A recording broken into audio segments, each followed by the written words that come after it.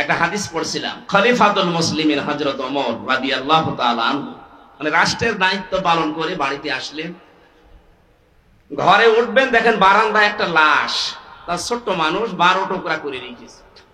রেগে গেলেন, কি আমি দেশ চালাই কোরআন দিয়ে, আর আমি রাষ্ট্রের দায়িত্ব পালন করেই কোরআন দিয়ে আসছি, আর আমার ঘরের বারান্দায় তাও 12 টুকরা করে রেখে দিয়েছে, তাও ছোট মাসুম বাচ্চার লাশ। কে করলো? তিনি তদন্ত কমিটি গঠন করলেন। 3 দিন হয়ে গেল, কোনো কেউ ধরা পড়ে না, কেউ এসে বলেও না। তার খাওয়া দাওয়ার চিন্তা বন্ধ হয়ে গেছে, খাওয়া দাওয়া বন্ধ হয়ে গেছে। কিন্তু চিন্তা করলেন, আমি কোরআন দিয়ে দেশ চালাচ্ছি, আর আমার দেশে একটা অবৈধ হত্যা হয়ে গেল, আমি কোনো কুল কিনারা করতে পারলাম না। এরকম শাসক যদি আজ 53 বছরের ভেতরে পেতাম, বাংলাদেশে বিনা কারণে কেউ হত্যা হতো না। একজন মারা গেছে তাই তার খাওয়া দাওয়া বন্ধ হয়ে যায়। আর শাপলা চত্বরে যেভাবে মানুষ মেরেছে, বিডিআর যেভাবে হত্যা করেছে, 2024 সালে যেভাবে পুলিশের ভ্যান থেকে তাজা মানুষকে ফেলে দিয়ে পিষে মেরেছে, কত মানুষকে আগুন লাগিয়েছে আশুলিয়ায়, দেখেননি? এখনো পর্যন্ত এই লাশগুলো চোখের সামনে ভাসে। আপনি এমনিতে মাটি দিতে পারতেন, আপনি আবার আগুন ধরিয়ে দিলেন। আপনি মানুষ। এই দেশে এই স্বৈরাচারীকে যদি নিষিদ্ধ করতে হয়, কিচ্ছু লাগবে না, শুধু আশুলিয়ার এই লাশগুলোই যথেষ্ট। মানুষ এত নিচে নামতে পারে ক্ষমতার জন্য। হযরত ওমর 3 দিনের ভেতরে চিন্তা করে করে তার মাথা খারাপ হয়ে গেছে, আমি এখন কি করি। হঠাৎ দেখলেন এক মহিলা যুবতী তার বাবাকে সহ রাজ দরবারে হাজির। ডাক দিয়ে বলে, খলিফাতুল মুসলিমিন, যে লাশের চিন্তা আপনার ঘুম আসে না, ওই ছেলেটা আমার নিজের। আমি ওকে টুকরা টুকরা করেছি, 12 টুকরা করে আপনার বারান্দায় রেখে গেছি। হযরত ওমর বলে, মেয়ে কি বলো, মাথা ঠিক আছে তোমার? বলে, হ্যাঁ, এই যে আমার বাবা সাক্ষী আছে। আমার বাবাকে আমি সাথে করে নিয়ে এসেছি, আমার নিজের জন্ম দেওয়া সন্তান, এটা ওকে আমি 12 টুকরা করেছি নিজের হাতে। কোথায় ফেলবো? আপনার বাড়ির বারান্দায় রেখে গেছি। হযরত ওমর বললেন, যা বলো, এই কথা যদি ঠিক থাকে তোমার শাস্তি কি কোরআন দিয়ে তুমি জানো? মেয়েটি বলে, হ্যাঁ, আমি কোরআনের হাফেজা, আমি জানি। আপনি রেডি করেন, আপনি কি শাস্তি দিতে পারেন কোরআন দিয়ে। মানুষ হত্যা করার যে শাস্তি হযরত ওমর আরম্ভ করবেন। হঠাৎ করে 4 জন যুবক রাজ দরবারে এসে বলে, খলিফাতুল মুসলিমিন, বিচারটা একটু লেট করেন, যেই কারণে আপনি এই মেয়েটাকে শাস্তি দিতে চান হত্যার, মেয়েটার কোনো দোষ নেই, দোষ আমাদের 4 জনের। এই মেয়েটা তার বাবাকে নিয়ে পাহাড়ি এলাকায়, জঙ্গলি এলাকায় থাকতো, বসবাস করতো। ওখানে আমরা শিকারে গিয়েছিলাম, যাবার পরে এই মেয়েটার রূপ সৌন্দর্য দেখে শেষ পর্যন্ত যৌবনের তাড়নায়, শয়তানের ধোঁকায়, নফসের ধোঁকায় পড়ে আমরা বাবাকে বেঁধে রেখে তার সম্ভ্রম নষ্ট করেছি। এরপরে সে গর্ভবতী, এই কারণে সন্তান, এটার কারণে আপনি এই মনে করছিলেন, শাস্তি যদি দিতে হয় আমাদের দেন। হযরত ওমর ওদেরকে জিজ্ঞাসা করলেন, 3টা দিন পার হয়ে গেল, তোমরা আসলে না কেন? আগে থেকে যদি আসতে তাহলে আমার খাওয়া দাওয়া বন্ধ হয় না, আগেই বিচার করে দিতাম। ছেলেগুলো বলে, খলিফা, আমি আসি নাই আমরা এই জন্য মনে করেছিলাম যা করলাম কেউ সাক্ষী তো নেই, ধরা যদি না পড়ি বেঁচে যাব। কিন্তু কোরআনে কারিম আমাদেরকে বাঁচতে দিল না। বারবার কোরআন আমাদের সামনে এসে এই কথা আমাদেরকে যেন আহ্বান জানায়, দুনিয়াতে যে গুনাহ করলে এটার যদি শাস্তি দুনিয়ায় না হয়, মরণের পরে কিন্তু আল্লাহ ডবল করে বিচার করবে। মুসলমানের এখানে একটা কথা বলে রাখি, কোন অপরাধের শাস্তি যদি আপনি দুনিয়ায় না পান, ওই অপরাধের বিচার যদি আল্লাহ কিয়ামতে যেদিন করবে, ডবল করে করবে। কথা বুঝতেছেন? 3টা পাপের শাস্তি আল্লাহ ডবল দেবেন। সূরা ফুরকান 19 নম্বর পারার 4 নম্বর পৃষ্ঠার 13 নম্বর লাইনে আছে, 69 নম্বর আয়াত। والذين لا يدعون مع الله إلها آخر ولا يقتلون النفس التي حرم الله إلا بالحق ولا يزنون إلى آخر آية। এই দুনিয়াতে আল্লাহকে ডাকে, তার পাশাপাশি যারা অন্যকে ডাকে তাদের শাস্তি হবে মরণের পরে ডবল। আল্লাযীনা লা ইয়াদউনা মা'আল্লাহি ইলাহান আখার। এই যে মা মানে সঙ্গে, সাথে, আল্লাহকে ডাকে কিন্তু তার সাথে অন্য কাউকে ডাকে। আর এইটাই বাংলাদেশে চালু করার জন্য এই 15.5 বছর অনেক উঠে পড়ে লেগেছিল। আপনি আল্লাহকে ডাকেন, পাশাপাশি আমার বাবাকেও ডাকেন, এই জন্য মোড়ে মোড়ে বাবা। কথা বলে না কেন? এমন কোন জায়গা ছিল যে বাবা নেই? মাথার উপরে বাবা, টয়লেটেও বাবা। আমি তো অনেক টয়লেটে যেয়ে দেখেছি বঙ্গবন্ধু টয়লেট। কি গো? আর কোন জায়গা বাকি ছিল? টাকার ভেতরেও দিয়ে রেখেছেন। বাজার করতে গেলে ওইদিকে তাকিয়ে মনে হয়েছে না একজন আছে। মাথার উপরে রেখে দিয়েছেন, অথচ কোরআন জানিয়েছে ওয়া কালিমাতুল্লাহি হিয়াল উলিয়া, সব চাইতে উপরে থাকবে আমি আল্লাহর কথা।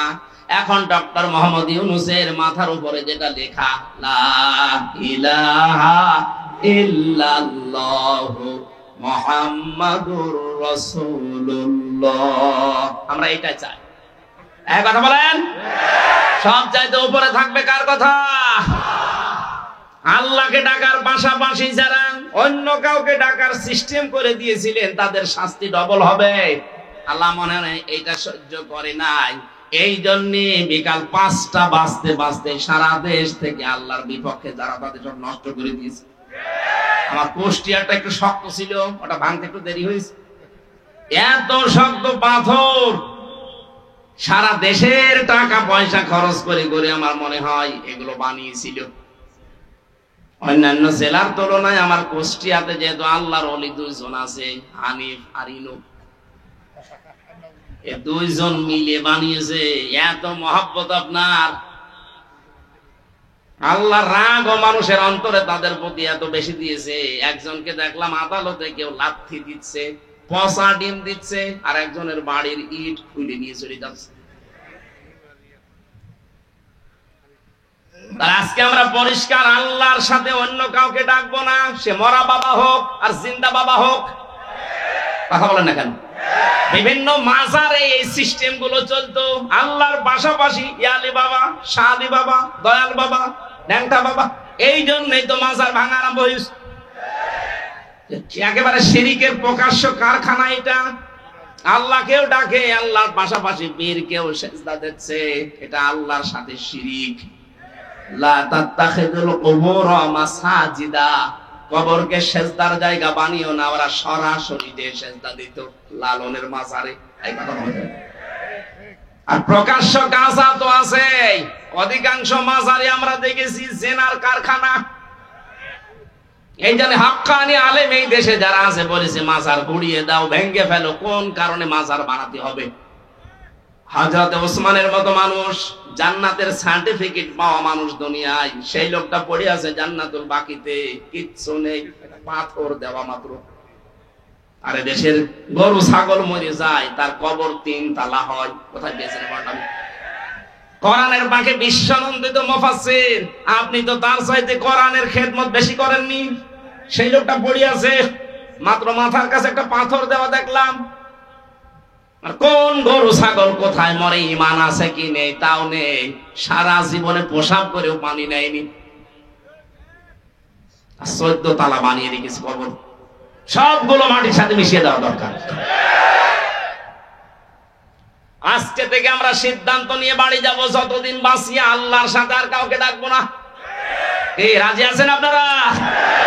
2 নম্বরে যারা অবৈধভাবে মানুষকে হত্যা করে, বাংলাদেশ স্বাধীন হওয়ার পরও এত হত্যা হয়নি। এই 9 সাল থেকে 24 সালে যত হত্যা হয়েছে, বাকিগুলোর অনেকের খোঁজই আমরা জানি না। আমি মাঠের নিচে ছিলাম 10 দিন, আমি দেখেছি কত মানুষের কান্নার আওয়াজ আসতো আমার কানের। আমার তো চোখ বাঁধা ছিল, চোখ কালো কাপড় দিয়ে বেঁধে নিয়ে মাজায় একটা দড়ি নিয়ে ওরা হাঁটিয়ে নিয়ে যেত। মনে তো আমার গরুর মতো নিয়ে যাচ্ছে। আশপাশ থেকে কান্নার আওয়াজ পেতাম, কারণ কোনো আওয়াজ তো ওখানে যাওয়ার কথা না। মানুষ সিঁড়ি দিয়ে উপরে ওঠে, আর ওরা সিঁড়ি দিয়ে আমার নিচে নিয়ে যেত।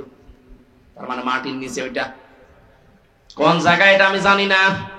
যেখানেই নিয়ে গিয়েছে বহু মানুষের কান্নার আওয়াজ পেতাম মাঝে মাঝে। আর একটা আওয়াজ দিত, আহ, এরকম একটা আওয়াজ। বুঝতাম এখানে কয়েক মাস ধরে মানুষ হয়তো আছে। যে সমস্ত মানুষ পাহারা দিয়ে যেত ওই এসআই যারা, তাদেরকে প্রকাশ গোপনে বলতাম, ভাই যে আওয়াজ আসলো, শব্দ না, অধিকাংশ গুলোতে হিন্দু পেয়েছিলাম। কিছু কিছু যাদের একটু মনুষ্যত্ব আছে বলতো, হুজুর 1 মাস 2 মাস না, কেউ 2 বছর 5 বছর পড়ে আছে, কেউ জানেই না। আপনি এখনো পর্যন্ত বলেন আমার কি দোষ, কি দোষ, আপনি টের পান না। কোন দোষ যদি আপনার নাও থাকে, আপনার সবচাইতে বড় দোষে আয়না ঘর। আপনি জানেন না কি হয়তো ওখানে ইলিয়াস আলীর মেয়েকে নিয়ে আপনি কি করলেন, কি নাটক, কি প্রতারণা, অথচ তাকে আপনি মেরে ফেলেছেন আগে। আমার মাঝে মাঝে রিমান্ডে আশ্চর্য লাগতো, আল্লাহ, যে অফিসার গুলো এই করে যায় আমার সাথে, এরা রাতে বাড়ি যে ঘুমায় কি করে? এদের তো ঘুম আসার কথা না, হয় লাল পানি খায় নাই বড়ি খায়, তাছাড়া ঘুম আসার কথা না। এই জন্য শাস্তি হবে তাদের ডবল। এখন শুরু হয়েছে কেবল ডবল শাস্তি হবে। যারা অন্যায় ভাবে মানুষকে হত্যা করেছেন, ইন্ধন দিয়েছেন, বিভিন্ন কায়দা কৌশল করে এগিয়ে দিয়েছেন, আপনার শাস্তি ডবল হবে। মার্ডার মামলা, আজকে গুমের মামলা আন্তর্জাতিক আদালতে, যে পালিয়ে গেছে তার নামে আজকেও দেখলাম 2টা মামলা হয়েছে। আপনি যে সাহস করেন যে আমি পাশাপাশি আছি, চট করে ঢুকে পড়বো, আসেন, আপনি আসেন, আপনাকে আমরা চট করে ঢুকবে আর ফট করে ঢুকে দেবো, আয়না করে থাকেন পড়ে ওখানে। ব্যারিস্টার আরমান 8 বছর আছে, আপনি 16 বছর থাকবেন। 16 বছর তো আর বাঁচবে না, যে কয় বছর আছেন ওখানে থাকবেন, দেখেন কেমন লাগে।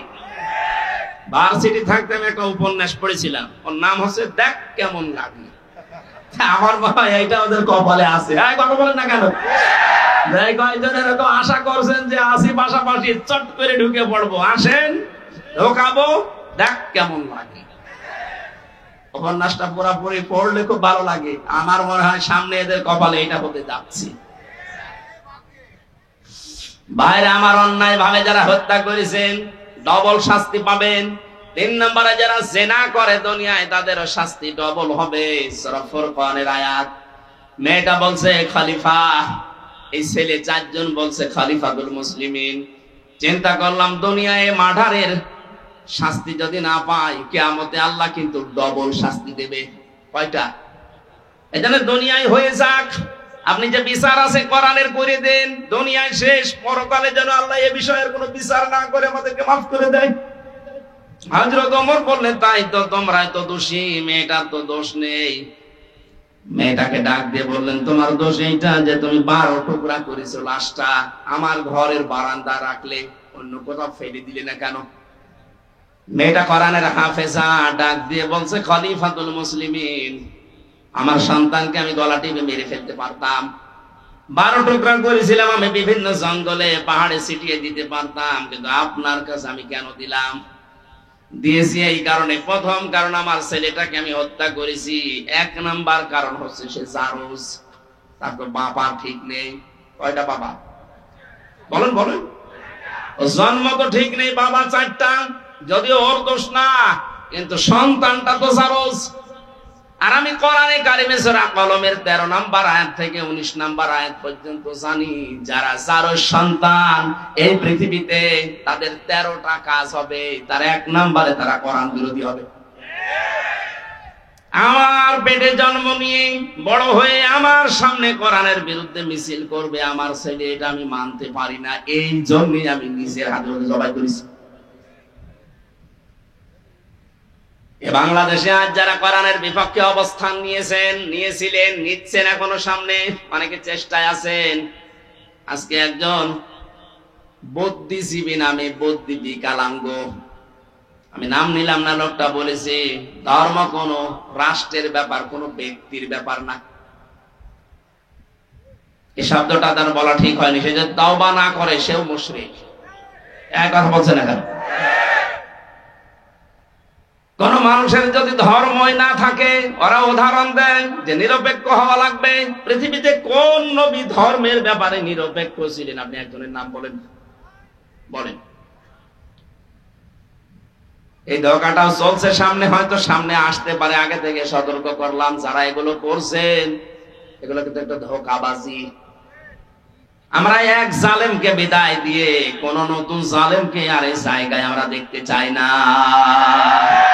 আর যারা আসবে তারা যেন ইনসাফ কায়েমকারী হয়। মেয়েটি বলে, খলিফা আমি একটা একটা করে 13টা কারণ বলতে পারি কেন আমি হত্যা করেছি।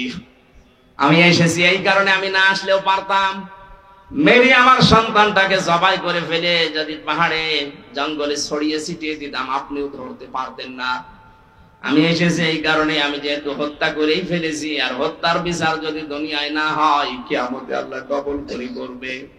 দয়া করে কোরআন দিয়ে আমার বিচারটা করে দেন, কিয়ামতে যেন আল্লাহ আমার ব্যাপারে আর কিছু না বলে।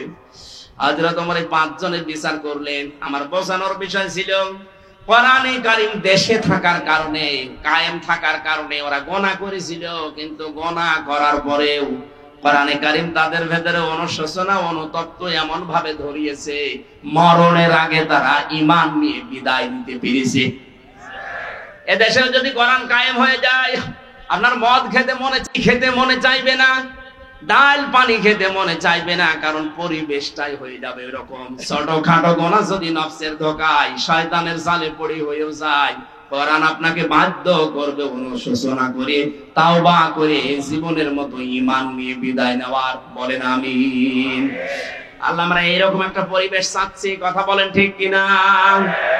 আল্লাহ যেন আমাদের কোরআনের শ্রোতা হিসাবে মুনাফিকের কোন স্থান এখানে না দিয়ে, 3 নাম্বার যেটা বলেছিলাম যে ঈমানদার, এই মানুষগুলোর যে বৈশিষ্ট্যগুলো আল্লাহ দিয়েছেন সূরা আনফালের 2, 3, 4 নাম্বার আয়াতে, আল্লাহ আমাদের ভরপুর করে আজ বাড়িতে নিয়ে যান। বলেন আমিন। দরুদ আর সালাম পাঠের মাধ্যমে আজকের তেলাওয়াতকৃত আয়াত সূরা মুমতাহিনা। কোন সূরা? মুমতাহিনা মানে পরীক্ষিতা নারী। 6 জনের নাম পেয়েছি আমি। এই পৃথিবীতে 6 জন নারীকে আল্লাহ পরীক্ষা করে তাদেরকে পরীক্ষিতা নারী হিসাবে খেতাব দিয়েছেন। তার ভেতরে হযরতে মরিয়ম একজন। তিনি সতীত্বের হেফাজত করেছিলেন। আজ যে সমস্ত মেয়েরা মডেল খুঁজে পান না যে আদর্শ কারে বানাবো, হযরতে মরিয়ম হবে আপনার জন্য আদর্শ। কথা বলেন। ওরা আদর্শ বানিয়েছে ঐশ্বরিয়াকে। আজকে ঐশ্বরিয়ার জীবনী দিয়েছে।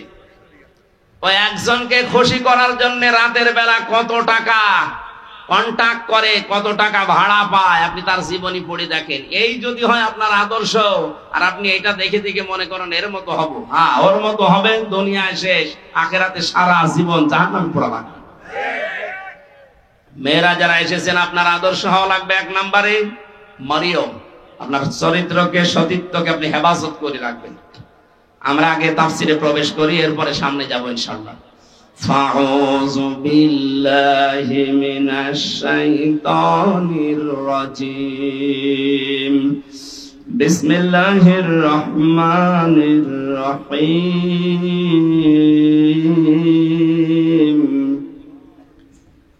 ইয়া আইয়ুহান নাবিয়্যু إذا جاءك المؤمنات يبايعنك على ألا يشركن بالله شيئا صدق الله العظيم। সূরা মুমতাহিনা নামকরণটা, এর ভেতরে শব্দটা আছে, এখান থেকে সূরার নামকরণ। আজকে আমরা সবগুলো আয়াত পড়েছি মাত্র 1 আয়াতের 4 ভাগের 1 ভাগ। আমার আজকের আলোচনার বিষয় হচ্ছে ঈমান কিভাবে আপনি আনবেন। আমরা তো অনেকে ঈমানদার বসে আছি, কিন্তু এইভাবে না। ঈমান আনতে হলে কিছু শর্ত মানা লাগে। আমরা যেন আজকে শোনার পরে ওই শর্ত অনুযায়ী আমাদের বাকি জীবন চালাতে পারি। বলেন আমিন। সূরা মুমতাহিনার 12 নম্বর আয়াতটা পড়েছি। আল্লাহ ডাক দিয়েছেন ইয়া আইয়ুহান নবী, হে নবী। কোরআন শরীফের ভেতরে আল্লাহ ইয়া মুহাম্মদ বলেন নাই, ইয়া নবী, ইয়া রাসূল এই শব্দটা লাগিয়েছেন।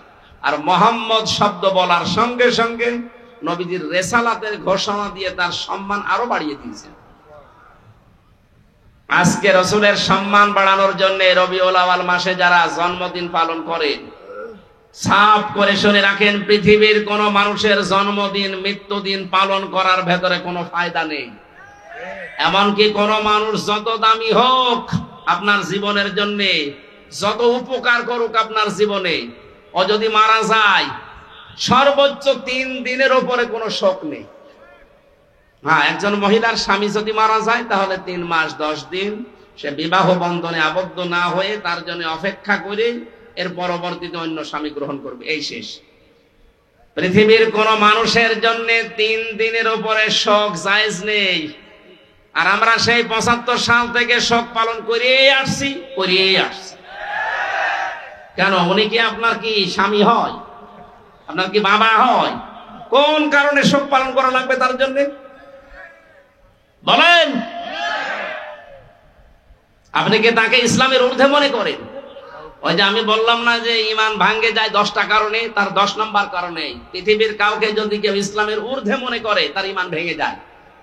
এই কারণেই তো আপনি এটা করেন, প্রতি বছরে বছরে জন্মদিন মৃত্যুদিন পালন করেন, তাকে মনে করেন ইসলামের ঊর্ধ্বে। ইসলামে জায়েজ নেই, আপনি পেলেন কোথায়? আগামী থেকে এটা আমরা আর করতে চাই না। এই জন্য তো এবার রাষ্ট্রীয় ভাবে 15ই আগস্ট পালন করতে দেয়নি। কিসের 15 আগস্ট 16 আগস্ট? কোরআনে হাদিসে যেটা নেই ওইটা আমরা রাষ্ট্রীয় ভাবে পালন করে সময় নষ্ট করতে চাই না। কোরআন হাদিসে থাক, আমরা 10 দিন ধরে পালন করবো। এক কথা বলেন না কেন? সিঙ্গাপুরে 95% অমুসলিম, আর আমাদের দেশে 96% আমরা মুসলিম। তো এখানে কোনো বানানো নিয়ম নীতি চলতে পারবে? বলেন তো পারবে? আগামী থেকে যেই হোক 3 দিনের উপরে আমাদের কোনো শোক আর থাকবে না। বিশ্ব নবী মুহাম্মদুর রাসূলুল্লাহর উপরে তো দুনিয়ায় আর কেউ নেই, আল্লাহর পরে তার স্থান। শোক পালন করা যদি জায়েজ হইতো প্রতি বছরে বছরে আমার মনে হয় তার জন্য আমরা শোক পালন করতাম। কোন আলেম তো এটা করে না। যে সমস্ত বেদাতপন্থী আছে এরা নবীর জন্মদিন পালন করার জন্য উঠে পড়ে লাগে। কোথায় পেয়েছেন দলিল বলেন তো? নবীর মিলাদ পড়েন। মিলাদ মানে জন্ম। মিলাদ মানে কি? যেই 2 জন চাচা নবীর জন্মে খুশি ছিল, 2 জনেই জাহান্নামে গেছে, একটা আবু তালেব আর একটা আবু লাহাব। কথা বলেন না কেন? 2 জনই কিন্তু মিলাদে নবীর জন্মে খুশি। আর যেই 2 জন চাচা নবীর আদর্শে খুশি, হযরত হামজা, হযরত আব্বাস, 2 জনেই জান্নাতি। এখান থেকে শিক্ষা নিতে পারেন না? এরপরও আপনি আলেম নামে জালেম হয়ে কলঙ্ক করে মানুষকে আপনি ধোঁকা দিয়ে বোকা বানিয়ে টাকা ইনকাম করছেন এই রবিউল আউয়ালের নাম দিয়ে। আশা করছি এগুলো আমরা সচেতন মানুষ আগামী থেকে আর করব না। আপনি যদি আদর্শ অনুসরণ করে খুশি থাকতে চান তাহলে 40 থেকে 63 এই 23 বছর অনুসরণ করেন। এক কথা বলেন না কেন? আমরা এখন থেকে কারো জন্ম নিয়ে আনন্দ করব না। আমাদের জন্ম নিয়ে আনন্দ না, আমাদের আনন্দ হবে তার আদর্শ নিয়ে। কথা বলেন না কেন? নবীজিকে আল্লাহ ডাক দিলেন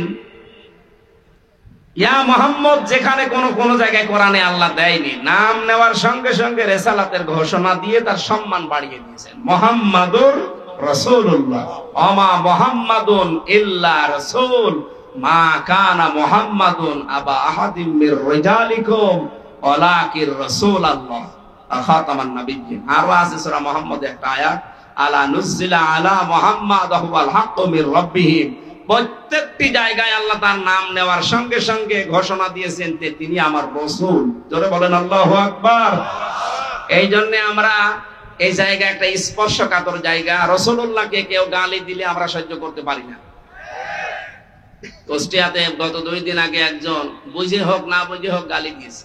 এখানে কোনো ছাড় নেই, আপনি বুঝে দেন আর না বুঝে দেন আপনি অপরাধী। কুষ্টিয়া ফুঁসে উঠেছে, সারা দেশ এখন ফুঁসতেছে।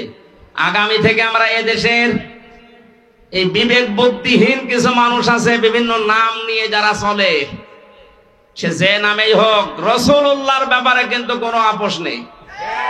বিশ্ব নবীকে অপমান করার চেষ্টা করলে, গালিগালাজ করলে, যা করা লাগে এই দেশের মানুষ কিন্তু তাই করবে। এজন্য সাবধান হয়ে থাকবেন এই বিষয়ে। অন্তত আপনি আমারে গালি দেন, অসুবিধা নেই, কিন্তু রাসূলুল্লাহকে গালি দিতে পারবেন না। আমাদের জীবনের চাইতেও তিনি আমাদের কাছে দামি। কথা বলেন ঠিক কিনা? আল্লাহ এই মহব্বতের কারণে যেন আমাদেরকে মাফ করে দেন। আমি এখানে একটা তথ্য বলবো, এই যারা মহব্বত করি আল্লাহর রাসূলকে, এই কথা বলে শেষ করে দেন, তাদের জন্য খুব শিক্ষা আছে এখানে। আপনি শুনেছেন আয়াতটা, দেখেন এইভাবে নেই, কুল ইন কুনতুম তুহিব্বুনাল্লাহা ফাত্তাবিউনি ইউহিব্বুকুমুল্লাহ। ওয়া ইয়াগফির লাকুম যুনুবাকুম আল্লাহু গফুরুর রহিম। সূরা আলে ইমরানের 31 নম্বর আয়াত। আল্লাহ পাক বলেন, নবী আপনি বলুন, তোমরা যারা বলো আল্লাহ তোমাকে ভালোবাসি, এই দাবি যারা করো তাদেরকে বলছি এই দাবি করার দরকার নেই। যদি দাবি সত্যে প্রমাণ দিতে চাও, ফাত্তাবিউনি, আমি রাসূলের অনুসরণ করো। এখানে যে তাবউন শব্দটা আছে, তাবাইন, যত অভিধান আছে আরবিতে দেখবেন তাবউন মানে দেখে দেখে চলা। আমার সামনে বেলাল স্যার যেভাবে হেঁটে যাবে, যেভাবে পা ফেলবে, যেভাবে হাত নাড়াবে, যেভাবে মাথা দোলাবে, ওইভাবে দেখে দেখে চলার নাম আরবিতে তাবউন। তাহলে রাসূলুল্লাহকে কি অনুসরণ করা লাগবে, ইত্তেবা করা লাগবে তাকে দেখে দেখে? প্রশ্ন আসতে পারে, উনি তো আমার সামনে নেই। হ্যাঁ, উনি সামনে নেই, ওনার আদর্শ পড়ে আছে আমাদের সামনে। বিদায় হজের ভাষণের দিন বলেছিলেন, তারাক্তু ফীকুম আমরাইন, দুইটি জিনিস রেখে গেলাম, লান তাদিল্লু মা তামাসসাকতুম বিহিমা, কিতাবাল্লাহ ওয়া সুন্নাতু রাসূলিহি। দুইটা জিনিস রাখলাম, যদি অনুসরণ করতে পারো কোনদিন পথ ভ্রান্ত হবে না, পথ হারা হবে না, মায়ের খাবে না, না খেয়ে থাকবে না। এই তাদিল্লু শব্দের 99টা অর্থ আছে। কোনদিন আপনি না খেয়ে থাকবেন না, কারণ জমিন আল্লাহ আমাদেরকে ওয়ারিশ বানিয়েছেন। জমিনের ওয়ারিশ যারা, তারা না খেয়ে থাকবে। মানে পৃথিবীতে যারা আল্লাহকে মানে না, তারা এই পৃথিবীর ভাড়াটিয়া, আর আমরা হচ্ছি জমিনের মালিক। মালিক কোনদিন না খেয়ে থাকতে পারে না। আমরা যেহেতু অনুসরণটা ওইভাবে করতে পারছি না, কিভাবে? ফাত্তাবিউনি, আমি রাসূলকে তোমরা অনুসরণ করো। যদি অনুসরণ করতেই পারো, যখন অনুসরণ আরম্ভ হবে, ইউহিব্বুকুমুল্লাহ, আমি আল্লাহ নিজে তখন ভালোবাসা আরম্ভ করব না করেছি। এখানে যারা আরবি গ্রামার বোঝে জিজ্ঞাসা করেন, ইউহিব্ব এটা মুজারে, বর্তমান, ভবিষ্যৎ, প্রেজেন্ট, ফিউচার। যখন থেকে আপনি নবীজিকে অনুসরণ আরম্ভ করবেন, তখন থেকে আপনাকে আল্লাহ ভালোবাসা শুরু করবে। কি কথা বুঝতেছেন? তার মানে এখনো যারা নবীর আদর্শকে অনুসরণ আরম্ভ করেনি, করবে বলে আশা করছে, আল্লাহ তাদেরকে ভালোবাসা শুরু করেনি। আমি কথা বোঝাতে না পারলে আবার রিপিট করবো।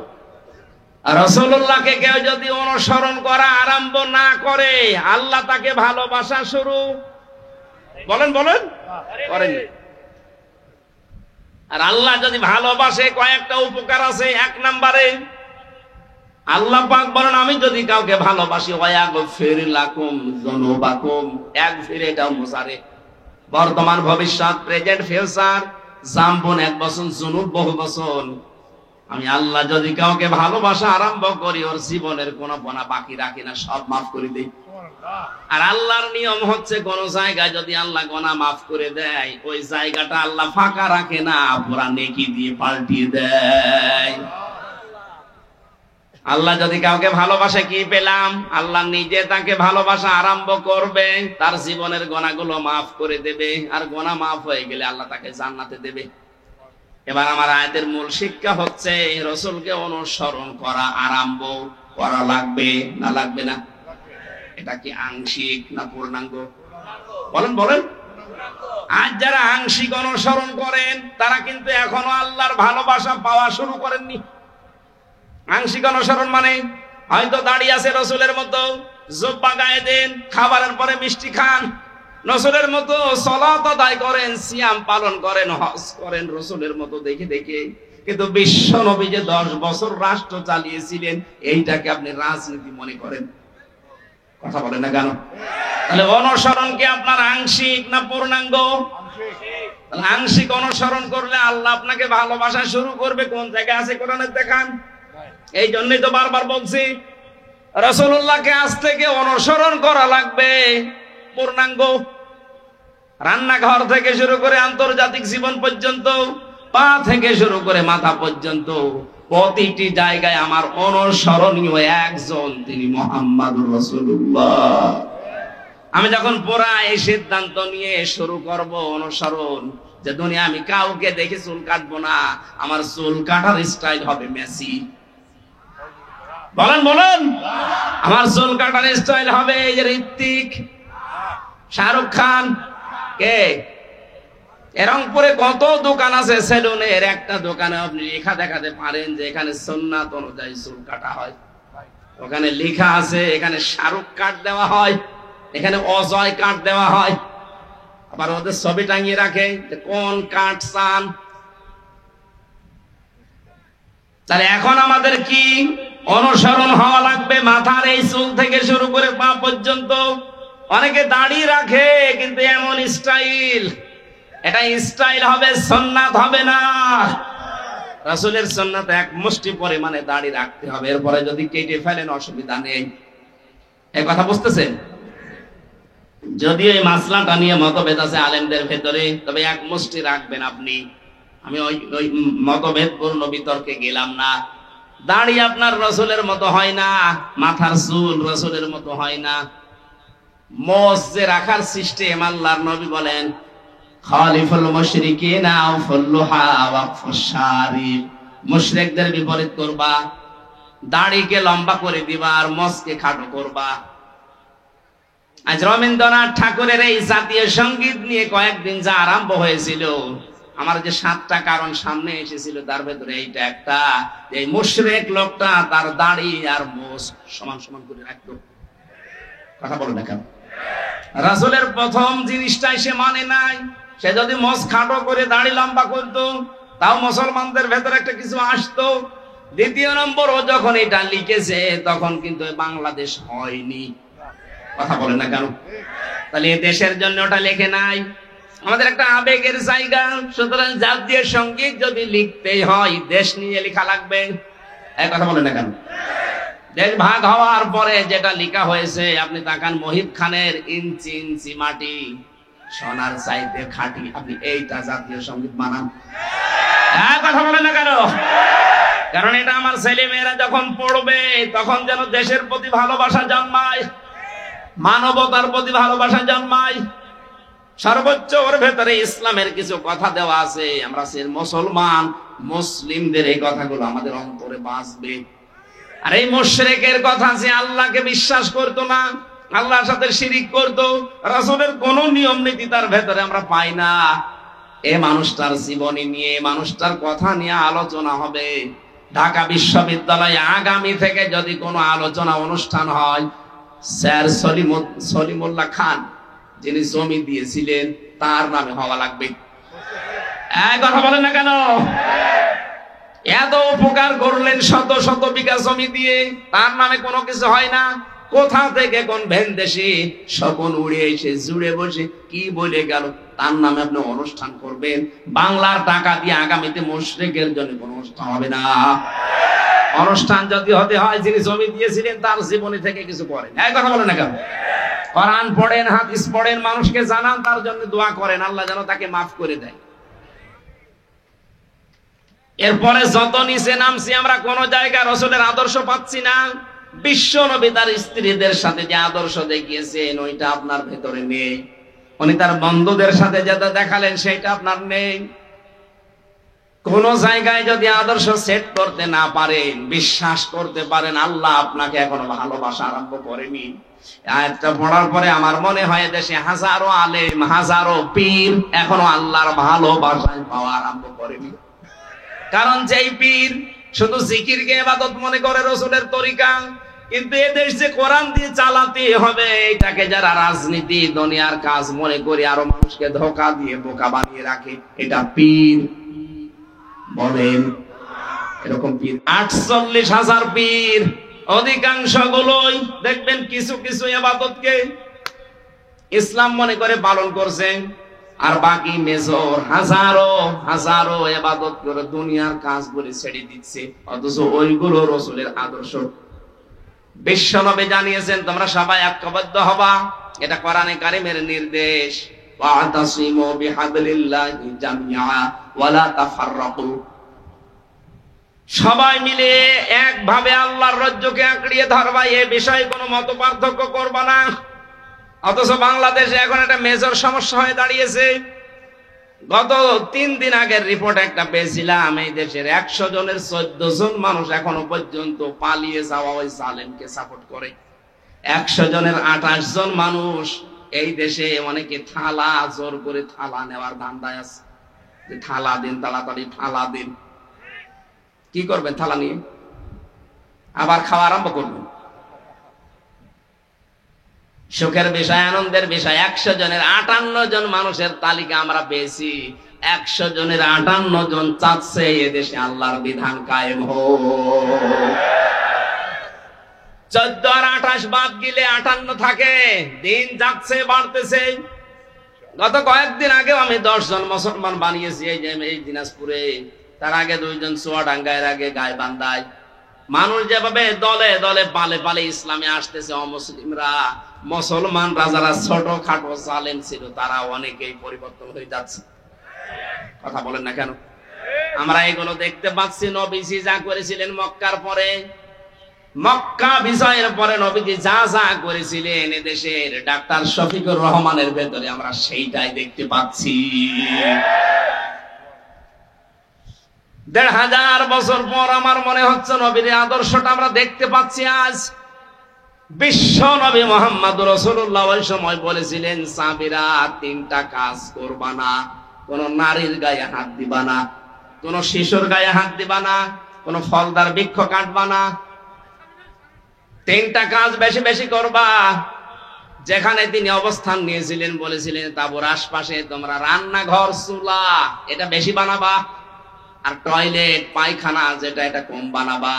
আর আমার শত্রু বড় এখন বেঁচে আছে, আবু জেহেল তো নেই, আবু সুফিয়ান আছে, তার ঘরে যদি কেউ আশ্রয় নেই তাকে তোমরা মাফ করে দিবা, ক্ষমা করে দিবা।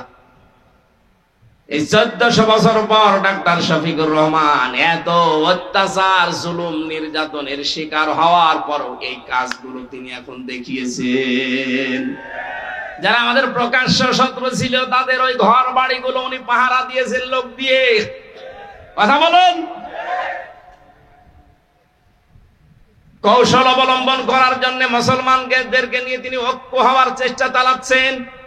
আমরা দেখতে পাচ্ছি কিছু মানুষ এখনো পর্যন্ত সেই মানধাতামলের আকীদা আকীদা আকীদা এই নিয়ে তারা এখনো ডিভাইডেড আছে। মুফতি জসিমউদ্দিন রহমানী মাদ্দাজিল্লুহুল আলী কয়েকদিন আগে জেল থেকে বের হয়ে উনি জানিয়েছেন, এই দেশে মুসলমান যেন এক হতে না পারে, এর পেছনে সবচাইতে জঘন্যতম ভূমিকা পালন করছে একজন পীর। জাতি কিন্তু বুঝে ফেলেছে, যারা ফরিদউদ্দিন মাসুদের মতো মানুষকে তালয় বানিয়েছেন। কথা বলেন না কেন? আপনি আর তালয় বানানোর লোক পাননি দেশে। এর মানে একটা কলঙ্কিত মানুষ। মুফতি আমিনী সাহেবের জামাই মাওলানা শাখাওয়াত রাজি আমার সাথে 3 বছর জেলে ছিল বেচারা। উনি মাঝে মাঝেই বলতো, টক শোতেও বলেছে, এই বাংলাদেশে তাসলিমা নাসরিনের মতোই এই ফরিদউদ্দিন মাসুদ, কোনো পার্থক্য নেই। ও আর একই। যে লোকটা কোরআনের পাখি সাইদি সাহেবের ফাঁসি চাইতে পারে, একটা মাজলুম মানুষ সে জেলখানায় আছে, তারা আমৃত্যু দিয়েছিল, আর এই লোকটা শাহবাগে গিয়ে বলছে আমরা তার ফাঁসি চাই। এটা একটা টাটকা নির্ভেজাল কুলাঙ্গার। আরে আলেম নাম নিয়েছে, ওর নাম নাকি বুজুর্গ, আল্লামা কত কিছু দিয়েছে। ওর নামে বুজুর্গ দিলে আল্লাহর আরশ কাঁপবে, ওর নাম বেজিরগু। কথা বলে না কেন? যে কয়টা 5-8 গোলাম ছিল যারা মাজলুমের বিপক্ষে অবস্থান নিয়েছিল, পক্ষে না গিয়ে জালেমদের পা শুধু চিকেছে। যারা কওমি জননী নাম দিতে পারে জালেমকে, একটাকেও যেন বিচার ছাড়া আর বাঁচতে না দেওয়া হয়। প্রত্যেকের বিচার আমরা দেখতে চাই। কথা বলেন। ওই যে মাইজ ভান্ডারী নজিবুল বশর, ও শয়তান সেদিন ভিডিও পাঠিয়েছে যে আমি যা করেছি জামাতের বিরুদ্ধে, শিবিরের বিরুদ্ধে, বিএনপির বিরুদ্ধে, এরা আমারে ছাড়বে না, জীবনও আপনাকে ছাড়া হবে না। আপনি সবচাইতে বড় মারাত্মক ভুল করেছেন কোরআনের পাখির বিরুদ্ধে মামলা দিয়ে, তাও মিথ্যা মামলা। যারা সাক্ষী দিতে যায় তাদের সাক্ষী পর্যন্ত গায়েব হয়ে যায়। ও নিজে যখন স্বীকার করছে যে আমি করেছি, আমারে ছাড়বে না, না আমরা ছাড়তেও চাই না, দৃষ্টান্তমূলক শাস্তি চাই এই মাইজ ভান্ডারীর। কথা বলেন। আলেম নামে কলঙ্ক, এগুলো নাম নিয়েছে কি সুন্দর সুন্দর, দেখেন কি কুসিয়া কি কুকুর, শ্রীগাল, বিড়াল। যাদের নামে ডিনেগনেশন ডিগ্রি 14টা করে ব্যবহার করে, এগুলো জাহান্নামী মানুষের আলামত। আপনাকে মানুষ নিজে ডাকবে, আপনি আল্লামা কিনা, নিজের নামে আগেই পরিচয় দেয়, আমি শোলাকিয়ার ইমাম। বলছি কিসের শোলাকিয়ার ইমাম? আপনি ইমামতি করার জন্য সেই গোপালগঞ্জ থেকে গন্ডা ভাড়া করে এনে বাইতুল মুকাররমের মতো জায়গা অপবিত্র করিস। কত মুসল্লির রক্ত ঝরিয়েছে, এর যেন ছাড় দেওয়া না হয়। এই কথা বলে না কেন? যেই দিন কওমি জননী নাম দিয়েছে এই রুহুল আমিন নামে, আলেম নামে কলঙ্ক, সেই দিন জেলখানায় ওর নামে বদদুয়া করেছে কওমি মাদ্রাসার আলেমরা। আমার সাথে 86 জন 76 জন ছিল। মাওলানা মামুনুল হক থেকে শুরু করেছে, আলিমগুলো ছিল। বলছে কি করলো কি, আমাদের তো ডুবিয়ে মারলো। এখনো পর্যন্ত আপনি একটা পীরের নাম নিয়ে তার সাফাই গেয়ে যাচ্ছে। মুফতি জসিমউদ্দিন রহমানী 11 বছর জেল কেটেছে। আপনি কয় বছর জেলে ছিলেন? তার যে স্যাক্রিফাইস, সেটা এমনি এমনি বলে না। সে আপনাদের সাথে ছিল, মিশেছে, দেখেছে, বাস্তবতা সে জানে। আমিও জেলের ভেতরে কমপক্ষে 50 দিন তার সাথে আমার দেখা।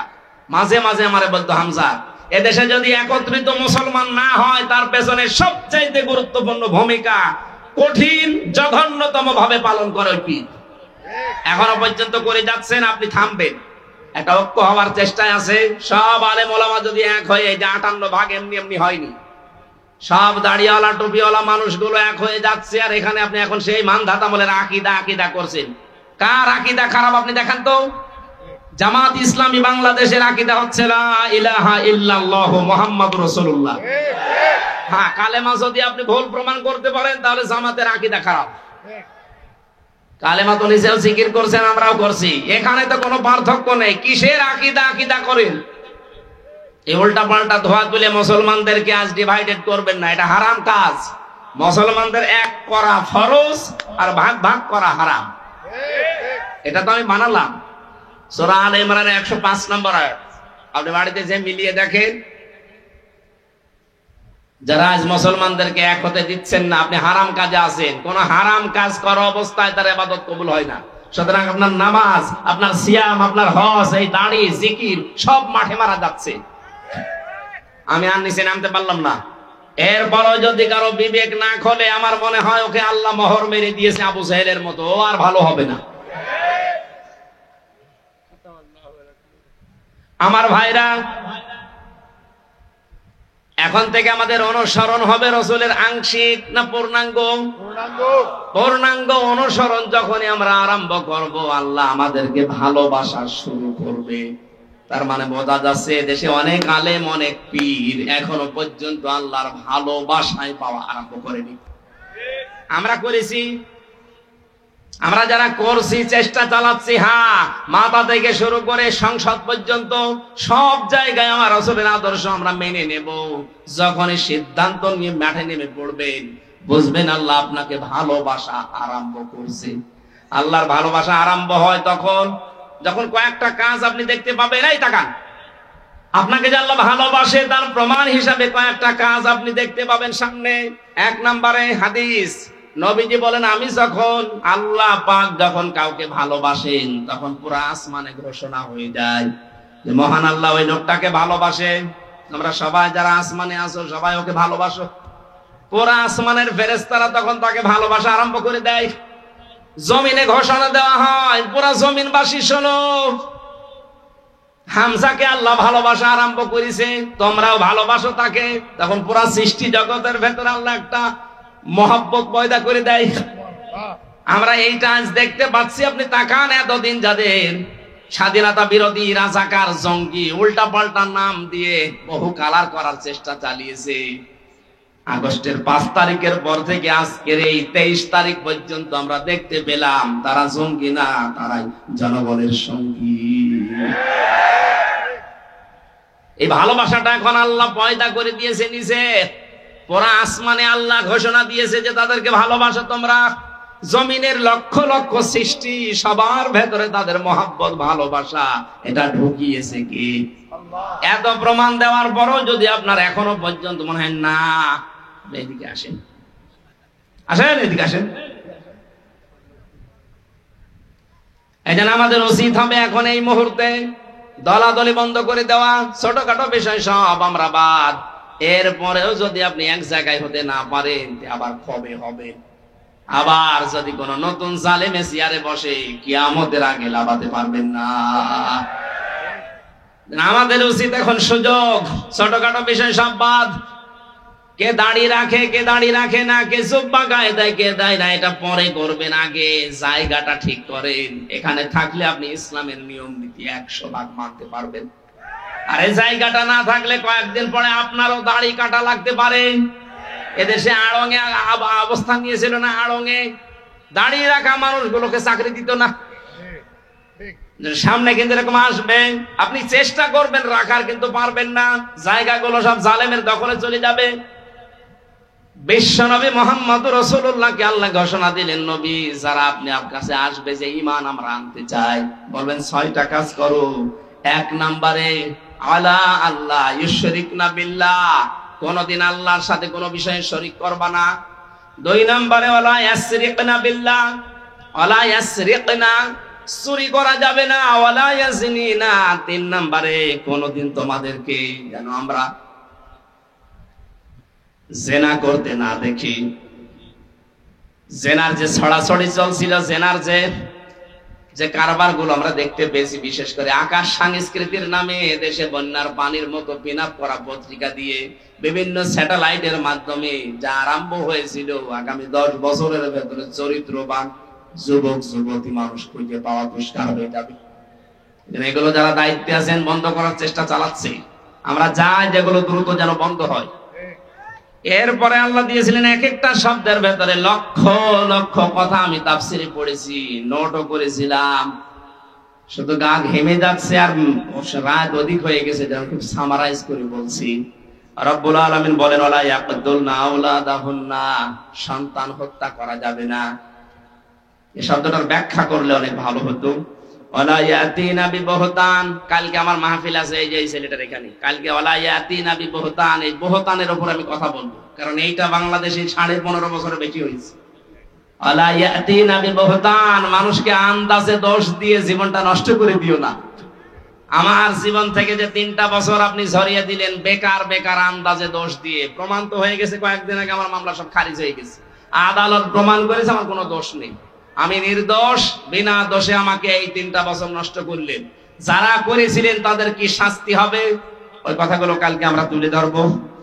এরপরে আল্লাহ দিয়েছেন, ওয়ালা ইয়াসিনাকা ফি মারুফিন ফাবাইহুন্না, ভালো কাজে কোনদিন যারা দায়িত্বে আছে এই মানুষগুলোর অবাধ্য হবা না। আস্তাগফিরুল্লাহ, আল্লাহর কাছে ক্ষমা প্রার্থনা করবা। এই 6টা গুণ যাদের ভেতরে আছে, ইন্নাল্লাহা গফুরুর রহিম, অবশ্যই আল্লাহ তাআলা দয়াবান এবং ক্ষমাশীল। আল্লাহ আয়াতটা খুব সংক্ষেপে করেছি, বাস্তবে যেন আমাদেরকে মেনে চলার তৌফিক দেন। আগামী কালকে মাহফিল আছে এই নওশাদের গ্রামে, বহতানের উপরে কথা বলবো ইনশাআল্লাহ। আল্লাহুম্মা আমিন। লা ইলাহা ইল্লা আনতা সুবহানাক ইন্নী কুনতু মিনাজ জালিমিন। রব্বানা যালামনা আনফুসানা ওয়া ইল্লাম তাগফির লানা ওয়া তারহামনা লানাকুনান্না মিনাল খাসিরিন। আল্লাহ তাআলা রংপুর শহরের দিকে তাকাও, হাজার হাজার বান্দা বান্দি, রাত 12টা বেজে গেছে, তাহাজ্জুদের এই সময় পর্যন্ত যারা কোরআনের কথাগুলো শুনছিল, এদেরকে তুমি অমরের মতো হেদায়েত দিয়ে দাও। আজকের আলোচনার সওয়াবগুলো তুমি নবীজির রওজায় পৌঁছিয়ে দাও। যত মানুষ আমরা কোরআনের কথা শুনেছি, বোঝার চেষ্টা চালিয়েছি, আমাদের জীবনে তুমি প্র্যাকটিক্যাল লাইফে এগুলো সেট করে দাও। মাহফিলের সম্মানিত সভাপতি, বাংলার কৃতি সন্তান, বীর মুক্তিযোদ্ধা আলহাজ আব্দুল জলিলকে কবুল করো। আল্লাহ আমাদের শ্রদ্ধাভাজন স্যার আলহাজ মাহবুবুর রহমান বেলাল স্যারকে কবুল করে নাও। তার জীবনের ভালো কাজগুলো মঞ্জুর করো। মানুষ হিসাবে অন্যায় যেগুলো করেছে আল্লাহ মাফ করে দাও। যত অতিথি এসেছে কোরআনের এই অনুষ্ঠানে, কোরআনের ইজ্জতেই ক্ষমা করে দাও। মা বোনেরা পর্দার আড়ালে বসে আছে, এদেরকে মরিয়মের মতো, খাদিজার মতো বানিয়ে দাও। আল্লাহ তাআলা, বড় স্বপ্ন তোমাকে বারবার বলি, এ দেশটা কোরআন দিয়ে চলছে, এরকম একটা ব্যবস্থা এনে দাও।